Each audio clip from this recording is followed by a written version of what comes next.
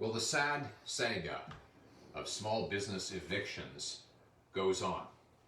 Let me recap quickly for you. You know, the government shut down our small businesses during the COVID crisis, but promised that they would help pay the rent in the meantime because customers were turned away and revenue taps were turned off.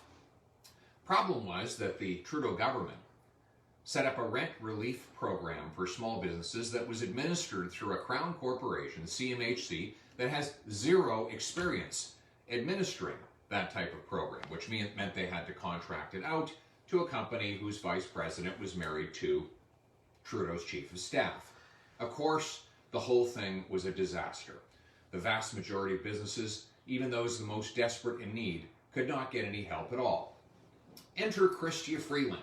She was supposed to be the great savior after the great disaster of Bill Morneau. Well, she's had 84 days now to come up with a plan to relieve small businesses of their rental burdens. And in fact, as early as the beginning of October, she stood up and announced such a plan. She said, in fact, her plan would help businesses pay October's rent. So finally, she introduced her bill last week. And what did it do? Well, it said, small businesses, if you can't pay your rent, apply for this program, and to qualify, you first have to pay your rent. But they can't, because they have no money. That's why they need a program.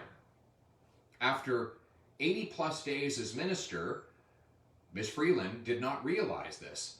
So she, having later realized the mistake she'd made, she tried to change her bill after the fact, breaking House of Commons rules, getting ruled out of order, and having the change omitted from the bill, so it passed the House unusable to the very businesses that need it most. In other words, more delays, more fumbling, and more evictions. Well, we're fighting back.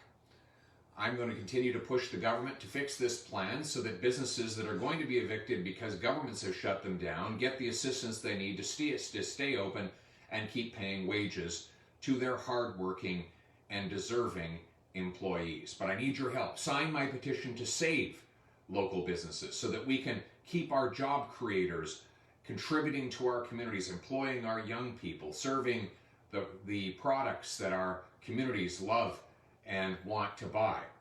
Small business pays the bills of the nation, and it's time that we stood with our entrepreneurs to help them get through the most constrained period governments have ever imposed on those same entrepreneurs. We need to protect our free enterprise system, the greatest system to generate opportunity for people that was ever invented.